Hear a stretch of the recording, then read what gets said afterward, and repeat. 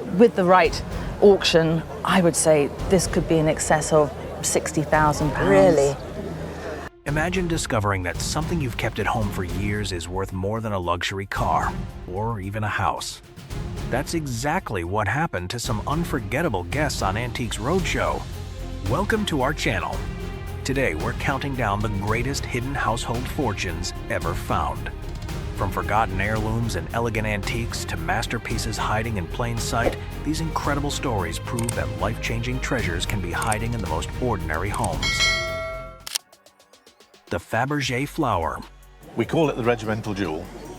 The regiment, the Worcestershire Yeomanry, later to become the Queen's Own Worcestershire Hussars, was formed in 1794 to protect these shores against a Napoleonic invasion. At first glance, it's just a small flower displayed in a clear vase. But from the moment the expert saw it, he knew he was looking at something extraordinary. Known as the regimental jewel, this piece belongs to the Worcestershire Yeomanry. Its story dates back to the Boer War, when soldiers left home to fight overseas. Before they departed, they were given silk pear blossoms to wear on their hats as a reminder of the county they were leaving behind. After the war, the Countess of Dudley commissioned Fabergé to create a permanent version of that flower. This looks for all the world like a glass vase, and there's a stratagem here that it's filled with water, and this is the meniscus, the top of the water, but in actual fact it isn't. It's a solid block of what is apparently glass, but it's certainly not. It's stone. It's rock crystal. The flowers are made of enameled silver and tiny silver stamens, but in the center there's a dewdrop of diamond. The closer it was examined, the more remarkable it became. The vase isn't glass at all, but carved rock crystal. The stem is made of gold. The blossoms are crafted from enameled silver. At the center of each flower sits a tiny diamond dewdrop. Even the leaves are carved from Siberian jade. But its true value goes far beyond the precious materials. This isn't simply a Fabergé masterpiece. It serves as a symbol connecting generations of soldiers from the same regiment. I think it provides that link for all the different ages of soldiers that have soldiered with the regiment and are intending in the future to soldier with the regiment. I find Fabergé things on the Antiques Roadshow, but nothing of this scale. And I can tell you that the size of the object, the sophistication of the object, the provenance of the object brings it very, very close to only two other flower studies in the United Kingdom which are in the Royal Collection. Given what are the qualifications I've already put on this object, it is a towering masterpiece of the goldsmith's art by the most famous goldsmith of the 20th century. Although he had appraised many Fabergé pieces before, the expert said he had never encountered anything like this on Antiques Roadshow. And then came the moment everyone was waiting for. Can you guess what it was worth? This is worth £1 million. Really? It certainly isn't No. for sale. Well, that's the I'm rub. just a custodian. I know. But for its owner, this was never something to be sold. It is a piece of regimental history preserved on behalf of those who served in the past and those who will serve in the future. The British Army Silver Centerpiece. It was presented to the 10th Hussars, Prince of Wales's own, by King George IV on his accession to the throne. This centerpiece once stood in the officers' mess of the King's Royal Hussars and came with a remarkable connection to both the British Army and the monarchy. That history alone would have made it an important object, but the appraisal took an unexpected turn when the expert began examining the maker's mark. We've actually got a maker's mark appearing here, and the maker's mark there is PR. Now that is not Paul Storr's mark. For years, it had been believed that the piece was made by Paul Storr, one of Britain's most celebrated silversmiths. Yet the mark stamped into the silver told a different story. Rundle, Bridge and Rundle, the Royal Goldsmiths. The maker's mark there is that of Philip Rundell. I would suggest the greatest firm that there has ever been in the history of silver. Far from reducing its importance, that discovery linked the centerpiece to an even more influential name. Rundell. Bridge and Rundell served as royal goldsmiths and employed many of the finest craftsmen of the Regency era. The piece itself was made of silver gilt, silver covered with a layer of gold, and was designed less as a practical object and more as a statement of prestige and power. Most importantly, it was unique. Commissioned by a king. presented to one of Britain's most distinguished cavalry regiments. Those details placed it in a category few antiques could ever reach. And its last valuation, we believe about 10 years ago, had it in the area of £750,000. Right, 750,000. I would go along with that. It is, after all, a unique piece, commissioned by the king for presentation to one of the greatest of all the regiments. £750,000 for a piece of silver. But for collectors, its true value lies in something much rarer, a one-of-a-kind object that connects the British monarchy, the military, and more than 2 centuries of history. You know, on the Antiques Roadshow we see everything, but rarely do I get presented with something that is quite so spectacular as this diamond necklace. It's not just a diamond necklace, it's like a diamond skipping rope. From the moment this necklace was revealed, the expert knew this was no ordinary piece of diamond jewelry. Its enormous size alone was enough to impress, but the story behind it made the piece even more special. The necklace once belonged to Lady Astor, one of the most famous figures in British history, who later donated this precious piece to the city of Plymouth so future Lady Mayoresses could wear it during important occasions. But its famous former owner was only part of the story. A closer inspection revealed that the necklace itself was also a masterpiece of early 20th century jewelry. I think that this is a pre-First World War platinum, diamond and sapphire necklace that was bought second-hand. I think this necklace was from a high-class American jeweler. From platinum, diamonds, and sapphires, the necklace carried all the qualities of luxury jewelry created before the First World War. During this era, high-end pieces were not only designed to look spectacular, but also to showcase exceptional craftsmanship. And what surprised the expert even more was that this necklace was not limited to just one form. That it breaks down into no less than 6 separate components. And this was another feature of jewellery of that period, that you could wear it as one long necklace or break it down into a series of shorter bracelets. The combination of its complex design, valuable gemstones, and connection to Lady Astor turned it into exactly the kind of piece collectors search for. Because in the world of antique jewelry, provenance can sometimes make an already rare item even more valuable. Then came the final appraisal. I think it would sell for probably at least £300,000 to £400,000, at least. And I think, bearing in mind that provenance can make a huge difference, this has to be worth for insurance at least £500,000 to £600,000. More than just a necklace covered in diamonds, Lady Astor's jewelry became a combination of beauty, craftsmanship, and a historic story lasting over a century. The Jade Imperial Seal. I brought 2 jade tablets and a jade seal that belonged to my great-great-grandmother. I have been told they are 18th century from China. The family believed these pieces dated to 18th century China and had been passed down through several generations. Presented to the expert were 2 inscribed jade plaques and a jade seal, topped with a pair of dragons, a motif long associated with power, authority, and the imperial court. The seal's a symbol of imperial authority. But a closer examination revealed an important clue carved into the plaques. Dated here, Guangshi, first year of Guangshi, which is 1875. That inscription suggested the story might not belong to the 18th century after all. Instead, the objects appeared to be connected to the late Qing dynasty and possibly even to an imperial jade book or court-related commission. At that moment, the value of the collection began to change dramatically. My mother had them appraised in 2007 for $1,400. Together as a associated pair, they would carry an auction estimate of $20,000 to $30,000. Okay, wow. The 2 plaques alone were worth far more than the earlier appraisal suggested. But the jade seal was the real star of the evaluation. And the seal appraised for $1,400 also. Conservatively, at auction, it would carry an auction estimate of $30,000 to $50,000. Okay, all right. Even under a conservative assessment, its value had increased many times over. Yet the expert was not finished.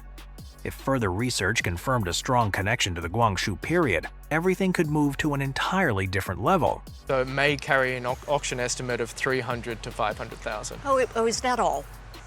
Okay.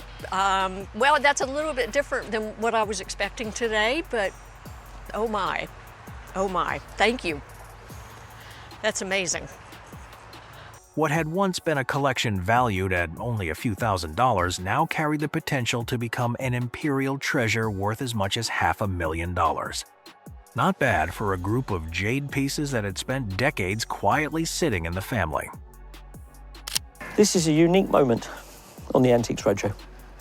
In all the years I've been on the Roadshow, we have never had a Victoria Cross, the highest award for gallantry this country has. Who was this man? This was my wife's grandfather. The moment the Victoria Cross appeared, the expert knew this was something truly special. Unlike treasures valued for gold or gemstones, the importance of this medal came from the story behind it. It is Britain's highest military award for gallantry, given only for extraordinary acts of bravery. He did this during the Battle of Passchendaele. Do you know what he did? He took charge when he saw that the platoon that he was with were coming under intense machine gun fire. He rushed forward and attacked German machine gun posts. The story behind the medal takes us back to the Battle of Passchendaele during the First World War. In a dangerous moment, with his unit trapped under heavy machine gun fire, Sergeant James Ockenden stepped forward, took command, and carried out the action that would secure his place in history.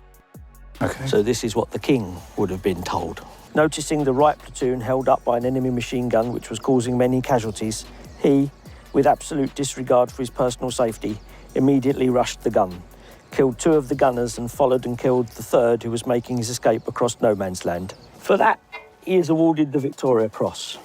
The official citation explains why the Victoria Cross is considered such an exceptional honor. Each medal represents more than a soldier's achievement. It preserves a moment of courage and a story that continues to be remembered through generations. You any idea what they might be worth? Not really. It's something that will never leave the family. 250 to 300,000 pounds. I didn't think it would be that much. Easily. The final valuation revealed just how significant this family heirloom had become. Estimated at between £250,000 and £300,000, the medal carried a value that surprised the family. But beyond the number, the Victoria Cross remained a powerful reminder of bravery, sacrifice, and the story of one man whose actions have been honored for generations. The Imperial Chinese Robe. There are those moments in your life that you will always remember, and I will always remember standing here, but I'll certainly always remember the first time that I saw this spectacular robe. Some discoveries stay with an expert forever. This robe was one of them. The family explained that it had been brought back to Britain from Asia by their grandfather many decades ago. Beyond that, very little was known about its history. What truly shocked everyone, however, wasn't where it came from. It was where it had been kept. It was in the dressing up box. No. So, did you wear it as a child? Oh, yes. For years, generations of children had treated it as a costume. Only during this appraisal did the family discover what they actually owned. The expert quickly dated the robe to around 1,750 and realized it was something exceptionally rare. So look, 1750, it certainly would be Imperial. This was an Imperial Chinese court robe, nearly 275 years old. Its details revealed its status immediately. 5 clawed dragons, flaming pearls, crashing waves, and a richly woven red brocade lining were all symbols associated with the highest levels of the imperial court. Objects like this rarely appear on the open market. In fact, the expert struggled to think of another comparable example outside a major museum collection. The only other ones I know of this type, you'd have to go to Beijing and you'd have to go to the Palace Museum to see one of these. There were signs of age. Some of the metallic threads had oxidized, and evidence suggested the hem had been altered at some point in its history. Yet none of that diminished its extraordinary rarity. For the expert, this was the kind of object most people never encounter in an entire career. Then came the valuation. If that comes up at auction, with the way the market is at the moment, I think that would make £200,000. Oh. Oh. Severely. £200,000 for a robe that had spent decades in a dressing-up box. And in that moment, the owner immediately understood one thing. Well, we won't put it in the dressing-up box again. To the family, it was simply a beautiful Celadon charger brought back from Japan many years ago. No one imagined they had been living with a masterpiece created for the Imperial Court of China. It is a Celadon bowl that was a gift to me from my uncle, who brought it from Japan. This stuff sat in my grandmother's attic for a good many years, and finally he rediscovered it and gave it to me as a Christmas gift to my husband. The charger remained in the family as a special Christmas gift, and for years that was the end of its story. It was so large that the owner even took a photograph of her cat sitting comfortably inside it. Everyone laughed at the memory, but while the audience enjoyed the story, the appraiser was already focused on something entirely different. I've actually got a picture of my cat sitting in that bowl at some point or another. The first is the label on this box. The first thing he examined was not the charger itself, but the wooden presentation box. That box unlocked the entire mystery. It revealed that this was not a Japanese piece at all, but an Imperial Chinese Celadon charger made during the Yongjung reign. The elegant jade green glaze, the finely molded dragon decoration, and the exceptional firing quality all reflected the extraordinary standards of the imperial kilns at Jingdezhen, where only the finest porcelains were produced for the Qing court. At auction today, in 2021, I would put perhaps a conservative auction estimate of $80,000 to $120,000. And it's under my bed all the time? The final auction estimate came in at $80,000 to $120,000. Only then did the owner realize that an imperial masterpiece had been sitting underneath her bed for years. Number 3 perfectly captures what makes Antiques Roadshow so fascinating. Sometimes the greatest treasures are not displayed in museums or locked away in famous collections. They are quietly waiting to be rediscovered inside someone's own home. Some collections become valuable because of their size. Others are admired because of their rarity. But the next collection carries something even more remarkable: centuries of history, art, and culture engraved directly into every weapon. And the moment the expert saw these pieces, he almost immediately realized he was looking at something extraordinary. Can you tell me how they came into your possession? They belong to my dad from his collection. There is around about 500 pieces in his collection. 500 artifacts. A lifetime devoted to collecting. The pieces on the table today represent only a small part of that remarkable collection.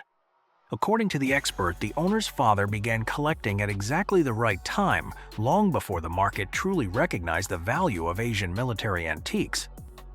This one in particular is one of my favorites. It's a South Indian bichua. Okay. Bichua translates as scorpion sting. The first piece immediately caught the expert's attention. Not simply because it was a rare weapon, but because the bronze hilt tells stories drawn from Hindu mythology. At that moment, it became clear that this was far more than a weapon. It was also a work of art.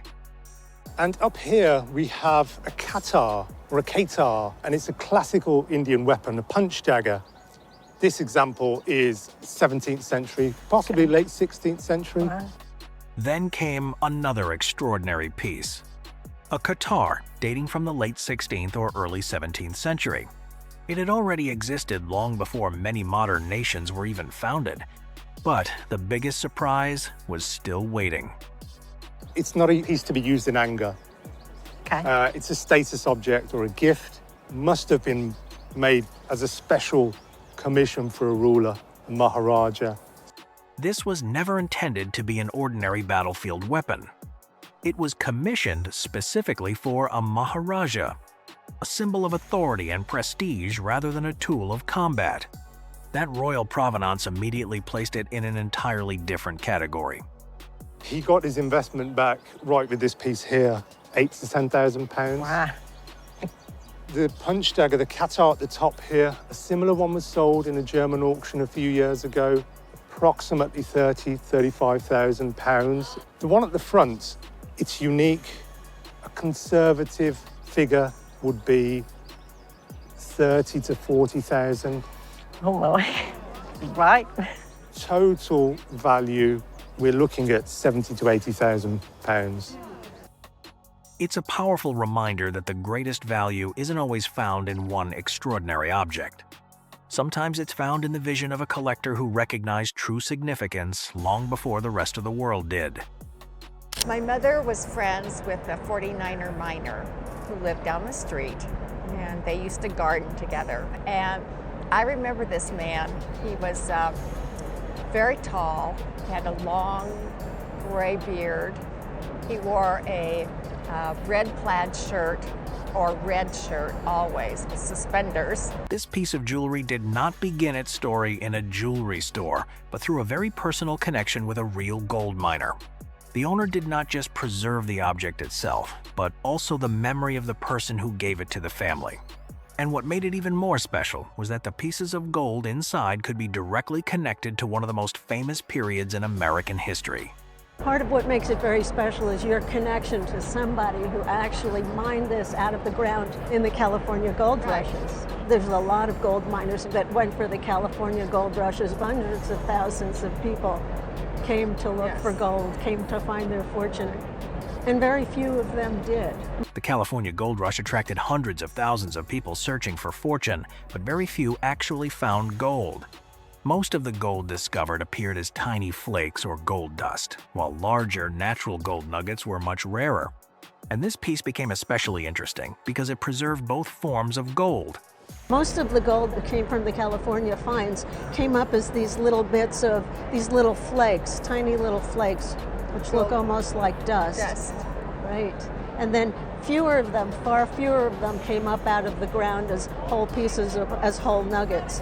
Actually, this is pretty interesting because he's got both kinds here. Unlike fine jewelry created to look flawless, this piece still carried the raw character of gold as it appeared in nature. The natural gold pieces, local craftsmanship, and the story behind it made it feel more like a direct keepsake from the gold rush era than a typical commercial item.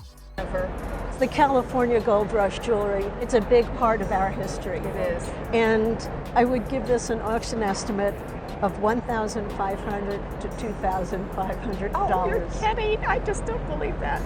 Its value was not only in the gold itself, but also in its provenance, the real connection to the person who mined those pieces of gold from the earth more than a century ago. Opal is one of the most beautiful gemstones in the jewelry world. It's also one of the most fragile. Over time, opals can dry out, crack, and lose much of their value. So when a nearly 100-year-old opal jewelry set appeared on Antique Roadshow, the first question wasn't how much it was worth. It was whether it had survived the decades intact. You know, a lot of people consider these sort of things aren't very lucky. Why do people not think that they're very lucky? Well, because they've got this habit of drying out and cracking. They fall apart. If they've got cracks in them, unfortunately, it brings the value right down. Right. These, though, I'm pleased to say, are in extremely good condition. And that was the first piece of good news. The opals in this collection had remained in remarkably fine condition. There were none of the tiny fractures that often appear in stones of this age. Flashes of green, red, and blue still shimmered beneath the surface. The owner received the set from her grandmother when she was around 15 years old. In fact, the jewelry was special enough that it convinced her to get her ears pierced so she could wear the matching earrings.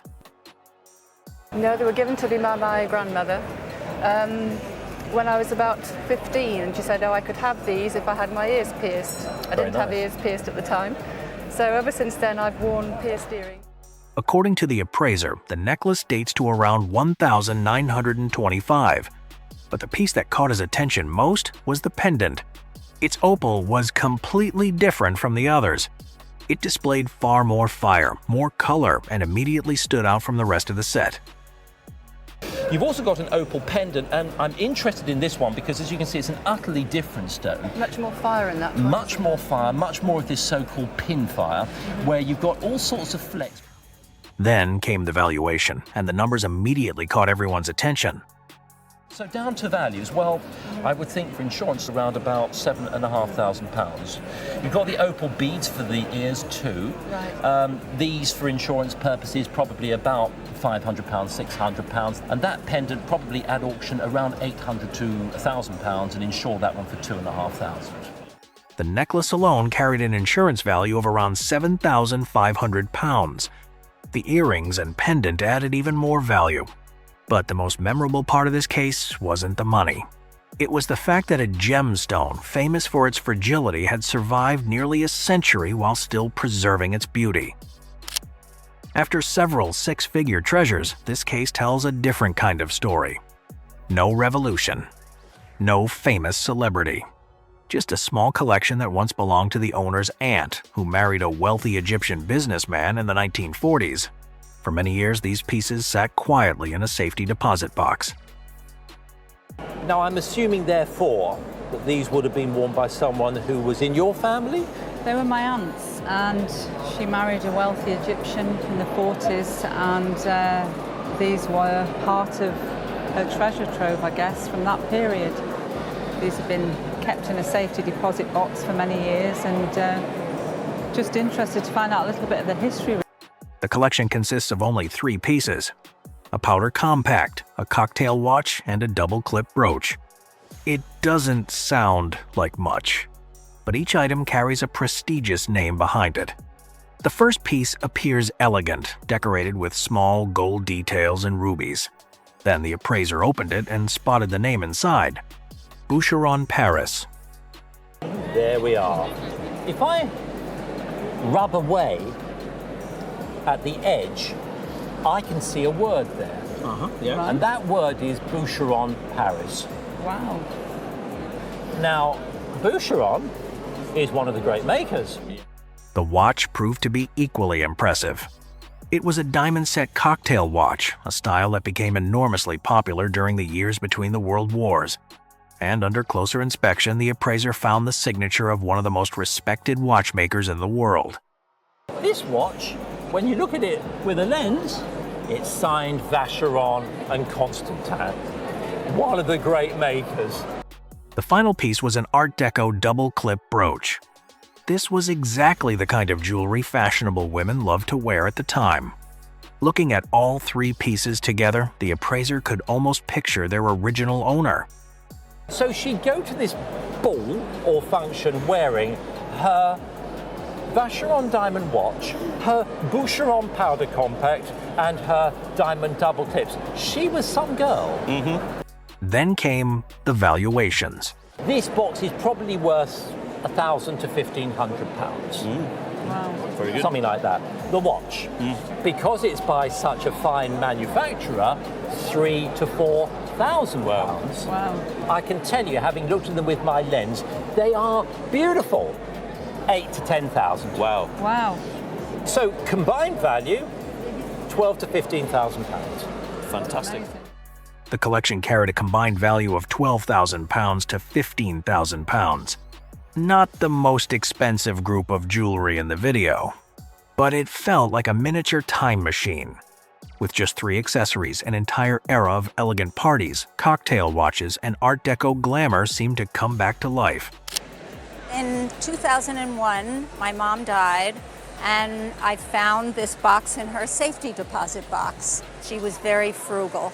She grew up poor, and then even though she wasn't so poor, she would go shopping in the Bronx, and my father would shop at Fifth Avenue. They traveled a lot through Europe, a lot to England. I would think he probably bought that box. I can't imagine her buying a box like that. But what made this small box truly interesting was not just the mystery of who originally bought it. It was the story of the person who created it. When the expert began examining the piece, what first appeared to be a beautiful silver box slowly revealed a much bigger identity. It was the work of Gerald Benney, one of the most influential British silversmiths of the 20th century. After World War II, British silver design entered a period of transformation. A new generation of makers began moving away from simply repeating traditional styles from the past. They wanted to create pieces that reflected a more modern era. And Gerald Benney became one of the leading figures of that movement. What made his work instantly recognizable was not only the shape of his pieces, it was the surface. This box was crafted from sterling silver, combined with details made from 1/8 karat gold, but the feature that truly defined it was the unique finish on the outside. A technique that later became Benney's signature style, the bark finish. The deep textured lines across the silver created a natural effect similar to the surface of tree bark, allowing light to interact with the metal in a completely different way from traditional polished silver. And the most fascinating part was how this famous technique began. It came from an unexpected moment during the making process. Something that could have been considered a mistake eventually became the detail that defined his entire style. That is why the value of this box was never just about the silver or gold used to create it. Collectors see a design language, a unique technique, and the mark of an artist who played an important role in the history of modern British silver. Although the box itself is small, it contains many of the elements collectors search for: an important maker, a recognizable style, and clear proof of origin. The hallmarks, signature, and material marks underneath helped confirm the true story behind this small piece. An identical box to this one recently sold in June 2014 at auction in London for £3,750, which would be around $6,000 at auction. Right. Wow. I would estimate it at auction for anywhere between $5,000 to $7,000 to reflect that result. My mother would be turning in her grave with this. And what makes the story even more surprising is that something kept quietly for years carried the signature of one of the most important silver designers of the 20th century. My mother gave it to me. It had been given to her for her 70th birthday, that was about 1990, by a very good old friend of hers who loved it. And she gifted it to my mother, and my mother gifted it to me, and I'm proud and thrilled to have it in my household. I think you should be. You know, it's older than us, it's older than your mother, and it'll be here a lot longer than we are. But what made this piece even more special was not just the journey it had taken through different generations. It was the craftsmanship hidden behind the silver surface. At first glance, it could simply look like an elegant silver pitcher displayed inside a home. But when the expert examined it more closely, the true identity of the object began to appear. This was an American sterling silver beer pitcher made by Gorham Company, one of the most important names in the history of American silver. And the reason this piece stood out was not only because of the Gorham name, it was because of how a simple everyday object had been transformed into a work of art. During the late 19th and early 20th centuries, high-quality silver pieces were not created only for practical use. They were also a way for skilled craftsmen to display their creativity, technique, and attention to detail. On this pitcher, every part of the decoration was connected to its original purpose. The design featured hops, the plant directly associated with making beer. But these details were not simply placed on the surface as decoration. The craftsmen incorporated them into the entire shape of the pitcher, from the body to the handle and the smaller surrounding details. To create this effect, artisans used complex hand techniques like hammering and chasing, giving the metal surface depth, texture, and a sense of movement. And this is what separated the piece from ordinary silverware. Its value was never only about how much silver it contained. Collectors look for the skill, the design, and the story of the people who created it. A normal pitcher could be used for a short period of time and eventually replaced. But a piece made with this level of craftsmanship could survive long after the world around it changed. There's nothing low rent about this. I'm going to give you an insurance valuation because I suspect, based on everything you've said, you're going to keep it in the family. I would put a value on it of $7,500. Oh, wow.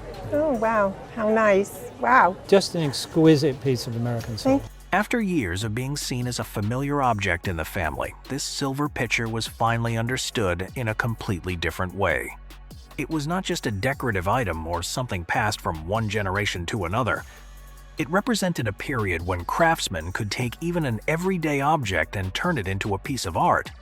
And that is why a beer pitcher created more than a century ago continues to survive today as a small piece of American silver history. The next case begins with a ring that would be very easy to overlook. There is no large diamond at the center. No bright gemstone that immediately captures everyone's attention. And based on size alone, many people might assume this is just a small antique family ring. But sometimes, the smallest objects are hiding the biggest stories. Because the value of a ring does not always come from an expensive stone. Sometimes it comes from history, meaning, and a background that is almost impossible to recreate. Well, you know the expression rare as hen's teeth, don't you? Yes. You have brought me the mother of all hen's teeth here. Really? This is an extremely rare expression of jewellery. When the expert used a comparison like that, he was not simply talking about a beautiful object. He was talking about something incredibly difficult to find. At first glance, this might look like a small gold ring with a garnet. But the real secret was hidden in the details most people would never notice. There are 10 small beads around the ring, and they were not created just for decoration. This is a decade ring, a miniature form of a rosary, where each bead represents a prayer and a religious tradition. It is both a piece of jewelry and an object connected to personal faith.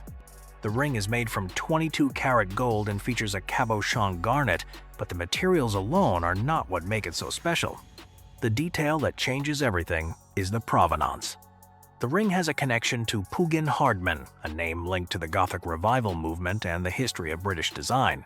Augustus Welby Pugin was an important figure in Gothic Revival, where design was not limited to grand architecture but extended into even the smallest objects. After Pugin's time, the Hardman family continued this tradition through metalwork, stained glass, and religious pieces. So this ring is not simply viewed as gold with a gemstone. It is a combination of craftsmanship, faith, and a very specific design history. An antique garnet ring can be found, but a decade ring with the Pugin-Hardman background, story, and rarity is something completely different. That is why the expert was not only valuing the materials, he was valuing a piece of history captured inside a small ring. So, without a shadow of doubt, it's worth £8,000. Oh my God. Fantastic. Oh, that dear little ring. £8,000 for one small ring. A number that the owner could hardly believe. But after understanding the story behind it, the size was no longer the most important thing. Because this ring does not impress through sparkle. It impresses through depth. Through 10 tiny prayer beads, 22-karat gold, Pugin-Hardman provenance, and a connection to an important period of British design. For collectors, that is something almost impossible to replace. An object that is not only worn on a finger, but also preserves traces of faith, family, and history. And sometimes in the world of antiques, the most special treasures are the small things that many people would easily overlook. It's been in my family for over 40 years. I don't know anything about the piece itself, and my mother was wearing this in the portrait. And ever since then, it's been disappeared into the safe deposit box, and I inherited it. For more than 40 years, this small object remained a mystery within the family. It once appeared in a portrait of the owner's mother as a piece of jewelry worn around the neck, but afterwards it was placed inside a safe deposit box with very little known about its true origin. At first, the family only had guesses about where it was made, but the expert quickly noticed the first unusual detail. This object was never meant to be used in the way they had imagined. In the portrait, where was she wearing it? Around her neck. She was wearing it Yes, around her neck. yes. How interesting. Because that's not where it should be. Really? It is a scent bottle. Instead of a regular pendant, it was actually a scent bottle, a miniature container for fragrance that was once used as a fashion accessory. During the 19th century, personal items like this were not only practical objects, but also reflected the status and taste of the owner. And with a closer inspection, the expert discovered the craftsmanship hidden inside this tiny piece. This was probably made around 1880, and it is French. Actually, it's not. The colorful part here is enamel on metal, made with 18 karat or higher yellow gold. The scent bottle was identified as a French piece, dating from around 1880 foot. The colorful decoration was not porcelain, but enamel on metal, a technique that creates a bright, durable surface with a sense of depth. Combined with high-quality gold and carefully finished metalwork, the piece revealed the detail and refinement of luxury accessories from that period. The chain is gold, the mounts are gold, so The metalwork is really exquisitely chased, finished. It has a different color gold around the outside. The value of this object came not only from its precious materials, but also from its design and craftsmanship. A small perfume bottle like this represented a time when even everyday items could be transformed into portable works of art. Never had it appraised. At auction today, that would probably bring around $7,000 to $9,000. Wow, that's great. From a family piece once mistaken for ordinary jewelry, this scent bottle turned out to be a French gold and enamel creation over a century old. A small keepsake ultimately revealed a story of fashion, craftsmanship, and the elegance of a past era. We're getting very close to the top 5, and at this position sits a name that hardly needs an introduction. Tiffany & Co., one of the most famous jewelry houses in the world. But what makes this story so interesting is that for many years the owner was told something completely different about her necklace. She was told it was worth little more than its gold scrap value. I had it appraised about 20 years ago, and they told me it was only worth the scrap weight of gold. If that appraisal had been correct, this piece would never have made it into today's countdown. The necklace was originally given as a wedding gift in 1872 and had remained in the same family for more than 150 years. That alone makes it an impressive survivor. But what truly caught the experts' attention wasn't just the necklace itself. It was the small box sitting beside it. A box that turned out to be a crucial part of the story. And the box is also an important part of the story. And if we open up the box here, what we will see is that the inside of the box, it says Tiffany & Company, Union Square. In the world of antiques, provenance can change everything. And this necklace is a perfect example. Without the box, it would simply be an attractive 19th century gold necklace. With the original Tiffany & Company Union Square box, it gains a documented connection to one of the most celebrated jewelry firms in history. Suddenly, it becomes much more than gold. It becomes Tiffany. You always will need to keep it with the box, because if the box and the piece become separated, then nobody's going to know that the piece is actually Tiffany. Right. That's why the expert emphasized that the box was almost as important as the necklace itself. Together, they tell a story that neither could tell alone. And after years of wondering about its true worth, the owner was finally about to get an answer. At auction, one would expect to gain anywhere between $3,000 and $4,000. For insurance purposes, it should probably be insured for about $9,000. Oh, that much. Thank you. Yes, far more than the scrap gold valuation she had heard years earlier. A Tiffany necklace, more than 150 years old. Its original box still intact, and an insurance value of around $9,000. More than enough to earn this remarkable family heirloom a place in today's top 6. I have brought a bracelet that my mother gave me several years ago, and she bought it before she was married. I believe it was in the 40s, and she told me she paid $35 for it. I know she liked estate jewelry, and she was interested in older pieces. I did look it up in a book several years ago and found out it was Spratling silver. It was collectible, and that's all I know. But what her mother could not have known when she first bought this bracelet was that she had not just chosen a piece of jewelry she loved, she had unknowingly preserved a design connected to a man who helped transform the history of Mexican silver. When the expert examined the bracelet, the most important detail was not only the material or the appearance, it was the name behind it. William Spratling. In the world of Mexican silver, Spratling is considered one of the most influential figures. He helped turn Taxco from a city known for its silver resources into an internationally recognized center for handcrafted design. In 1931, Spratling opened his silver workshop in Taxco and began developing a completely new approach. Instead of simply copying popular European designs, he drew inspiration from Mexican culture, history, and artistic traditions, combining those influences with a more modern design language. And this bracelet represents that vision. It is known as the River of Life. More than just a simple silver bangle, its shape and movement create a distinctive style, the kind of details that collectors associate with Spratling's work. But the clues that help reveal more about its significance were the marks left on the piece. Those marks placed it between the 1940s and 1948, an important period before Mexico introduced the eagle mark system. For collectors, pieces from this early era are especially interesting because they represent the foundation years of the Taxco silver movement. And Spratling's influence went far beyond the pieces he personally designed. His workshop also trained many craftsmen who would later continue developing Mexican silver in their own ways. That is why the value of a bracelet like this is not only measured by the amount of silver used, it comes from the maker, the period when it was created, and the role it represents in the history of Mexican jewelry. A piece that was once purchased simply because someone loved it eventually became part of a much larger design story. Those spherical balls there have been compressed, but it's in generally very nice shape for its age. Good. At an auction, I would give it an estimate of $1,000 to $2,000. Oh, that's fabulous. Thank you, Sarah. You're welcome. From a bracelet originally bought for only a few dollars, it became a piece that collectors now recognize. But the most interesting part is not just how much its value changed.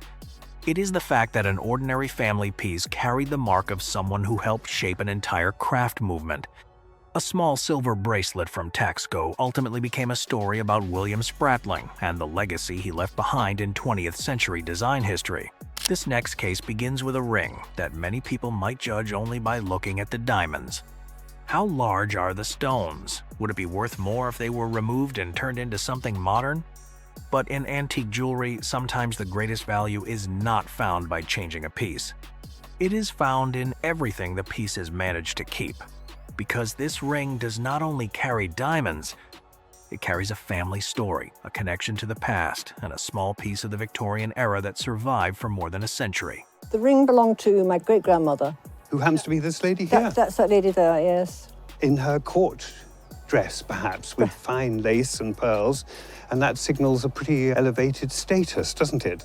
She was married to a guy called Clement Smith, and he was Queen Victoria's vicar. Those few details immediately changed the story behind this ring. It was no longer just an old piece of jewelry. It belonged to a real person with a family history and a connection to the world of Queen Victoria through Clement Smith. But its value was not because it was a royal artifact. What fascinated the expert was how much of its original identity had survived. This is a Victorian 5-stone diamond ring, a 19th century style where multiple diamonds work together instead of relying on one large center stone. Over time, many antique rings have been altered.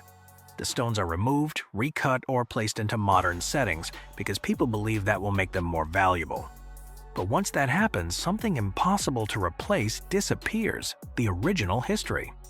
This ring was special because it still kept the setting, craftsmanship, and feeling of the period when it was created.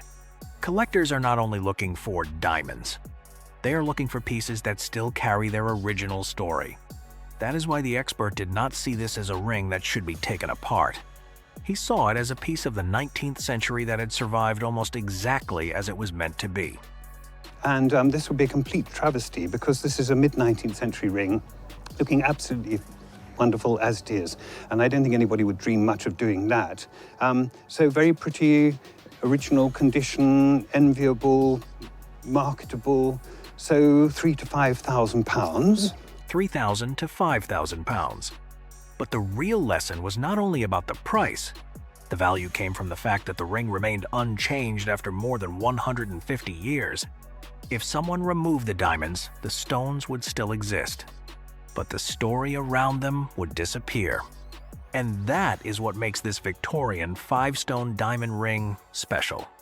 Sometimes in antiques, the most valuable thing is not making something look newer. It is protecting the history that is already there. Blue sky, huge crowd, great jewellery. One's a pendant, which I have here, and one is this rather dark, slightly sombre looking box. Tell me a bit about where they came from. Well, I inherited them from my grandma. With many antiques, the smallest details surrounding an object can sometimes be just as important as the piece itself. An old box, a tiny inscription, or a detail that seems ordinary can become the clue that helps experts uncover the true story behind an item. However, when we look inside the lid of the box, we see that it has the name VEVER. Now, VEVER were a French company based in Paris. And just one name completely changed the story. In the world of antique jewelry, the maker behind a piece can have a huge influence on its value. Historic jewelry houses attract collectors not only because of the materials they used, but also because of their distinctive style, craftsmanship, and artistic legacy. Now, the flower itself looks a little bit like a convolvulus flower, which we know as bindweed, actually. This particular flower is morning glory. The details of the brooch continue to support the story suggested by the box. Art Nouveau jewelry is known for taking inspiration from the natural world, using flowing shapes and organic designs to transform small pieces of jewelry into miniature works of art. I think that would probably be worth something like £5,000. Wow, that's a lot of money. Well, could even make 6 or 7. The final valuation showed why provenance matters so much in the antique market. Two pieces may contain similar materials, but an item connected to a respected jewelry maker can hold a completely different level of appeal for collectors. But you would agree, it's a very, very attractive piece. £6,000. Wow. The biggest surprise was that a small detail preserved over time helped reveal the story behind the entire brooch. That is what makes discoveries like this so fascinating. On Antiques Roadshow, value is not always hidden only in the object itself. Sometimes the overlooked details around it become the key to seeing a piece in an entirely new way. And the next item in today's countdown continues with another surprising discovery, where one small detail leads experts to one of the most famous jewelry names in the world. A family heirloom watch is usually enough to spark curiosity. But this case came with something extra: a tiny Louis Vuitton jewelry box. And when a Cartier watch is stored inside a miniature Louis Vuitton trunk, the story instantly becomes far more interesting. The owner brought in a watch that had traveled through generations of her family, from her great-grandmother to her grandparents, then her parents, and finally to her. I brought a watch that was my great-grandmother's. It was passed down from my great-grandparents to my grandparents to my parents and then to me. Along with the watch, they gave me my great-grandmother's jewelry box, which I store it in. The appraiser quickly realized this was no ordinary Cartier. It was a limited production Cartier ladies' tank dating to the mid-1970s. Diamonds appeared almost everywhere on the watch, from the dial and lugs to the case itself. Even the crown was set with a diamond rather than the sapphire typically found on most Cartier ladies' watches. You're not going to see a whole lot like this particular model. It's a Cartier ladies' tank. This is circa mid-1970s. The reason it's so unique, it was a limited production. At this point, most people would assume that Cartier was the star of the story. But the appraiser suddenly shifted his attention to the box. As it turned out, the miniature Louis Vuitton trunk had a story of its own. Back in the 1950s, it was a display piece in a store and was never intended to be sold.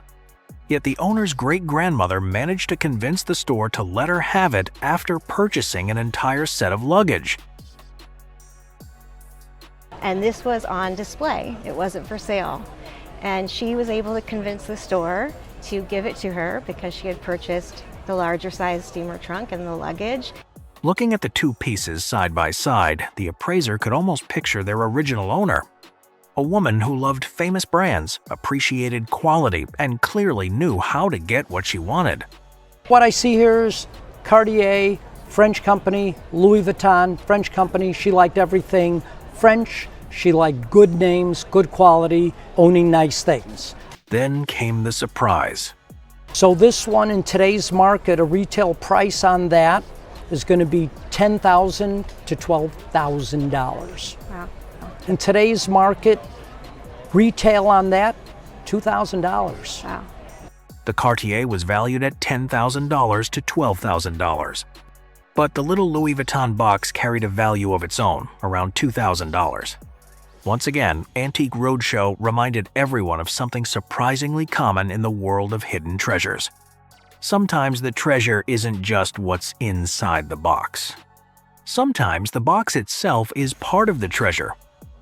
If a genuine Picasso had been hanging on the wall above your kitchen stove for decades, would you even realize it?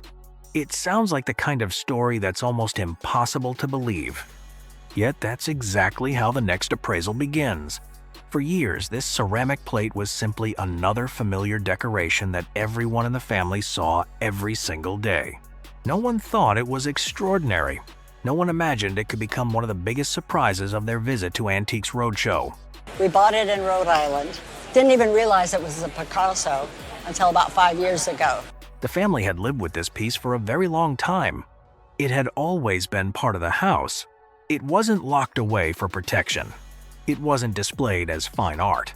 It was simply another household object that blended naturally into everyday life. There was never any reason to question what it might actually be. That it hung over the stove in the kitchen. Everything changed because of a completely unexpected encounter. A single reaction from someone with professional knowledge was enough to make the family see the plate in an entirely different way. For the first time, they began to wonder whether they had overlooked something remarkable for decades. And the guy sort of gasped and said, "Over your stove?" And I said, "Yeah, I have a plate collection." From that moment on, the process of verifying the plate's identity officially began. The experts carefully examined its details, comparing every characteristic until the true story of the piece slowly came into focus. What had once been treated as ordinary kitchen decor was now entering an entirely different world. The actual name for this particular dish is Face in an Oval.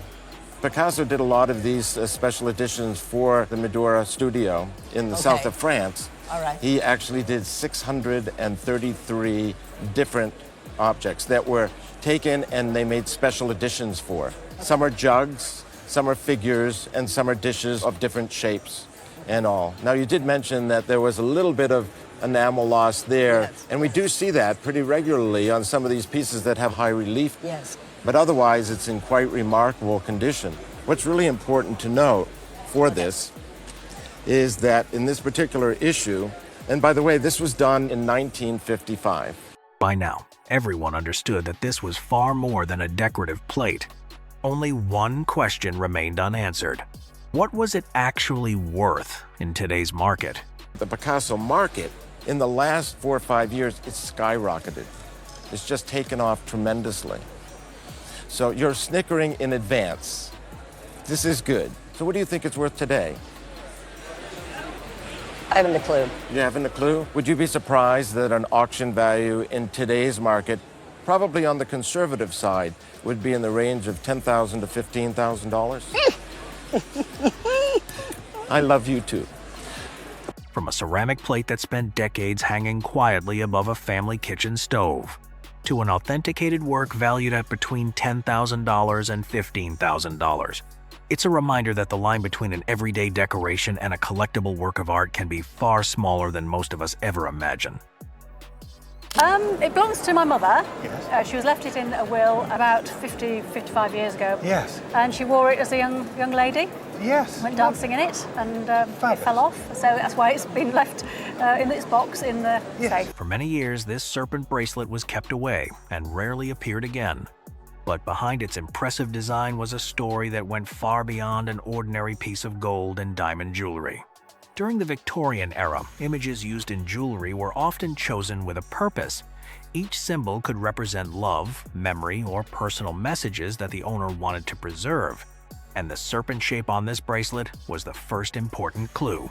Yes, the snake biting its tail is a very ancient emblem of eternity. It's called the Ouroboros, the eternally renewing circle. And the fact it's gold that's incorruptible, and these are all metaphors for love. During the Victorian period, jewelry was not only a display of wealth or social status. Every shape, color, and material could carry its own meaning. The serpent became one of the most famous symbols of this era, especially after serpent jewelry became popular among the European upper class. But after a closer inspection, the expert discovered this bracelet was not simply a piece representing connection. Hidden behind the beauty of gold and diamonds was another layer of meaning, something much deeper and more emotional. But it's more than that, actually. It's probably a very sophisticated piece of mourning jewelry. So, mourning is love beyond the grave. Mourning jewelry was created to preserve memories of loved ones who had passed away. Rather than just decoration, these pieces became personal keepsakes, combining craftsmanship with the stories of the people who owned them. And on this bracelet, a small hidden detail on the back revealed its true meaning. And so I think it's worth £8,000 to £10,000. Really? As much as that? Ooh, goodness. The hidden details transform this bracelet from a beautiful piece of jewelry into an object preserving memories from nearly 2 centuries ago. Together with its flexible design, well-preserved enamel, and diamond-decorated serpent head, the piece showed the exceptional craftsmanship of the Victorian era. A bracelet that spent years locked away in a safe ultimately revealed a story of love, loss, and the jewelry-making skill of a time long past. Tiffany glass mosaics. Could pieces of glass removed from an old building actually be the remains of a masterpiece created more than 100 years ago? At first glance, they might look like decorative pieces left behind after a renovation. But behind these glass fragments is the story of Tiffany Studios, one of the most famous names in American decorative art history. And the discovery began with a building that had been forgotten for decades. Tell me how you came to acquire these very large and heavy pieces. We took possession of the Farwell building in 2015, 100 years after it was built. The 3 main lobby glass tile domes were Louis Tiffany. They were in severe disrepair. They were not restorable. What makes this story special is that these were not individual Tiffany objects created for display. They were once part of a complete architectural space where glass, color, and light came together as one large design. But after many years, much of the original structure was no longer intact. The building had been vacant for 35 years or so. Lots of things were destroyed and stolen. So we rebuilt the ceilings completely, and these are the remnants of what was there. That is why the surviving pieces became much more important. Many historic architectural details disappear over time, but these glass sections still preserve traces of a historic Tiffany project. And even more surprisingly, their origin was clearly documented. Well, I can tell you that Tiffany was so proud of this that they even published an ad stating that they had just done the work in the Farwell building. So this was something that Tiffany wanted to advertise prominently. And the building did open in March of 1915. And Tiffany decorated the first floor corridors with these wonderful barrel vaulted ceilings with rib vaults. This historical record transformed the glass pieces from remnants of an old building into part of the legacy of Tiffany Studios. In the collecting world, provenance like this can make a huge difference. And finally, the true value of these century-old mosaics was revealed. This one, I would say more like $15,000 to $20,000. This one, I would say $30,000 to $40,000. Wow, that's incredible. $30,000 to $40,000 on that, and I would say $30,000 to $40,000 on that. From pieces of glass that seemed like simple remains of an old structure, they became a memorable discovery on Antiques Roadshow. Their value came not only from the Tiffany name, but also from the story of a time when architecture, craftsmanship, and art were brought together into one creation. Martin Brothers Double Grotesque Bird Jar. Continuing the countdown are ceramic pieces that were never designed to look perfect or traditionally elegant. With oversized beaks, unusual eyes, and almost human-like expressions, these birds have always divided opinions. But that strange appearance is exactly what made Martin Brothers pottery one of the most recognizable styles in ceramics. There are fewer things more distinctive than Martin Brothers pottery. And I think if we went round this crowd here and asked them their opinion, it would be a very mixed and split audience between love, loathe, and plain curiosity. So I have to ask, of those 3, which are you? Martin ware was never created to please everyone. Its appeal comes from the combination of skilled craftsmanship and unusual imagination. For the owner, her love for these pieces started long before the market fully recognized their value. Well, I was left a very small vase, which isn't here, many years ago, and I fell in love with Martin ware. But in the 70s, whilst Martin Brothers was beginning to become recognised, it was still derided by many people. At that time, many people still considered these ceramic creatures too strange, but he saw personality in every expression. Martin Brothers was a pottery workshop run by the 4 Martin brothers, known for handmade creations unlike anything else. Their famous grotesque bird jars were more than decorative objects. Each bird felt like its own character, with a mood, attitude, and story. And, you know, this chap here, this pair of birds, just turn it round, they're giving each other a hug. These boys are friends. That sense of life is what made Martin ware increasingly desirable among collectors. Over time, the features once considered strange became the exact reasons people wanted them. The glaze, expression, rarity, and condition could all greatly affect the value. And in this collection, the biggest surprise was the double bird jar. It's a great looking pair, good colour, but it isn't as big as that one at the end of the day, and we've got to factor that in. And because it isn't as big, but it is a double, it's worth £60,000. Gosh. This pair alone was valued at £60,000, bringing the collection to an incredible level. But the most remarkable part is that the owner did not collect them because of a trend. He loved them when many people still did not understand Martin ware's value. The strange faces, unusual expressions, and once controversial designs became what made them unforgettable. Sometimes the greatest value begins with seeing beauty where others do not.